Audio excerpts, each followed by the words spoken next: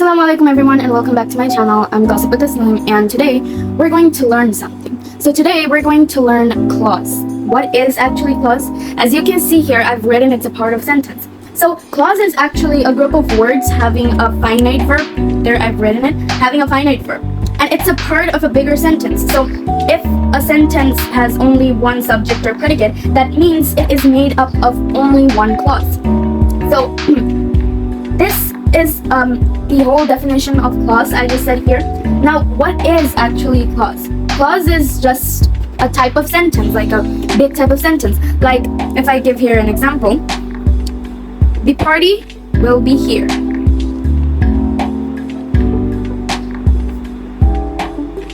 So the party will be here, or the party will begin here. It gives a complete sense. So this whole thing is a clause. And then again, when the sun sets.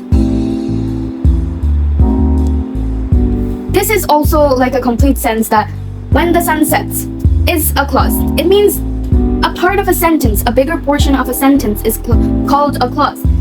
There could be two clauses in one sentence, or the whole sentence could be a clause. Now we'll learn about the types of clause. So here are three types of clause: principal clause or main clause, or independent clause, subordinate clause or dependent clause, and coordinate clause.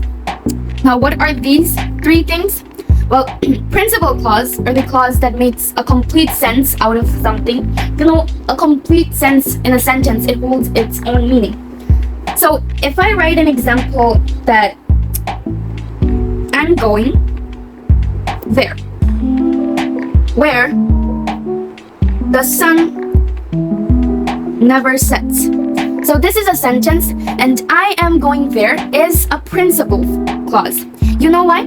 Because I am going there gets a complete result or complete meaning. But where the sun sets, it doesn't make a complete sense. It is a clause, but it is a subordinate clause.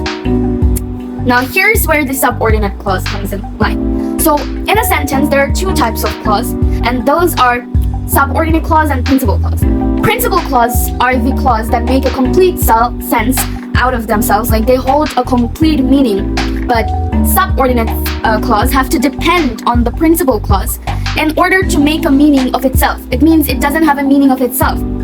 So in a summary, that's what we learned about principal and subordinate clause. Now let's come to coordinate clause. And to be honest, this is the most easiest part in clause. So subordinate clause is just about having two principal clause. The two sentences make a complete sense. Now here I am going to write an example.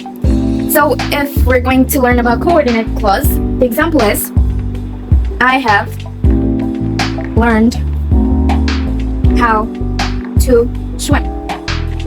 Okay? And I usually